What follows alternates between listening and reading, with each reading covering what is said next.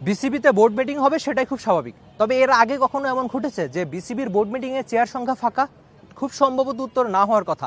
তবে এই যে চেয়ারগুলো ফাঁকা, এই চেয়ারগুলো ফাঁকা কেন? কারণ বিসিবির অনেক বোর্ড পরিচালক দেশেই নেই, তারা নিজেদের কাজের জন্য, কীর্তির জন্য আপাতত দেশেই থাকতে পারছেন না। তারা বোর্ড মিটিংয়ে কি করে আসবেন?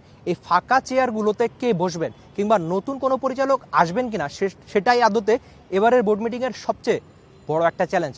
নতুন বোর্ড প্রেসিডেন্ট ফারুকের সবচেয়ে বড় চ্যালেঞ্জ বোধ করি এটাই, যে এই ফাঁকা চেয়ারগুলো, এই ফাঁকা আসনগুলো তিনি কি করে পূর্ণ করবেন।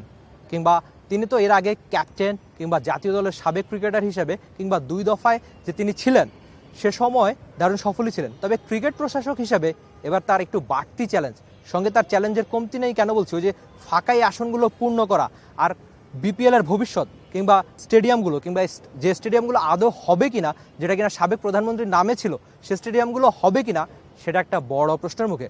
কিংবা বিপিএলের ভবিষ্যৎ, সেটাও আদৌ ঠিক সময় হবে কিনা, বিপিএলের দলগুলো ঠিকঠাক থাকবে কিনা।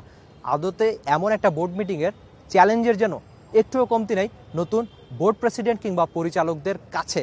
আর সঙ্গে আরেকটা গুরুত্বপূর্ণ ব্যাপার, সাকিব আল হাসান, যিনি কিনা মামলা মাথায় নিয়ে আপাতত রাওয়ালপিন্ডিতে প্র্যাকটিস করছেন, কিংবা হয়তো পরের দিন তিনি খেলতেও নামবেন যদি সব ঠিকঠাক থাকে।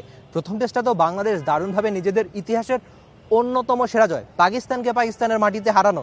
এর আগে পাকিস্তানে যেখানে 20টা আন্তর্জাতিক ম্যাচের একটাও বাংলাদেশ জিততে পারেনি, সেখানে পাকিস্তানের মাটিতে 10 উইকেটে হারানো, তাতে কিন্তু সাকিব আল হাসানের অবদান ছিল। কিংবা এর আগে যে 17-18 বছর সাকিব আল হাসান নিজে ক্রিকেটার হিসেবে খেলেছেন, তিনি কি এখন মামলা মাথায় থাকা সাকিব আল হাসান কি বাংলাদেশ ক্রিকেট বোর্ডের সমর্থন পাবে কিনা, কিংবা সাকিব ইস্যুতে বিসিবির অবস্থান কোথায়, সেসব নিয়েও আজকের এই বোর্ড মিটিংয়ে গুরুত্বপূর্ণ আলোচনার তো কমতি নেই। তবে এই ফাঁকা চেয়ার কিংবা বোর্ড সভাপতির চ্যালেঞ্জ, এই নতুন চ্যালেঞ্জগুলো তিনি কিভাবে পূর্ণ করেন, কিভাবে নেন, সেটাই বোধ করি সবচেয়ে বড়। আর এই প্রশ্নগুলোর উত্তর, যে নবনির্মিত স্টেডিয়াম কিংবা ওই স্টেডিয়াম আদৌ হবে কিনা, বিপিএলের ভবিষ্যৎ, কিংবা সাকিব আল হাসান নিয়ে বিসিবির অবস্থান, অথবা এই ফাঁকা আসনগুলো নিয়ে সব কিছুর উত্তর আপনারা পেয়ে যাবেন সময়ের হাতেই। তবে এই প্রশ্নগুলোর উত্তর কিংবা যাবতীয় ক্রিকেট কন্টেন্ট দেখতে আপনাকে অবশ্যই চোখ রাখতে হবে দেশের একমাত্র স্পোর্টস চ্যানেল টি স্পোর্টসেই।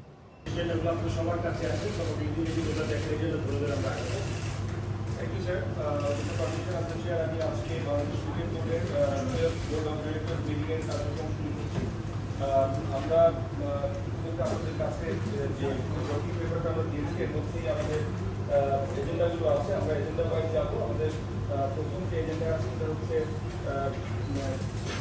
আমাদের যে গত 21শে August. For more updates, subscribe to our YouTube channel and click on the bell icon. Follow us on Facebook and Instagram. Download T Sports app to enjoy exciting games and highlights. Visit tsports.com.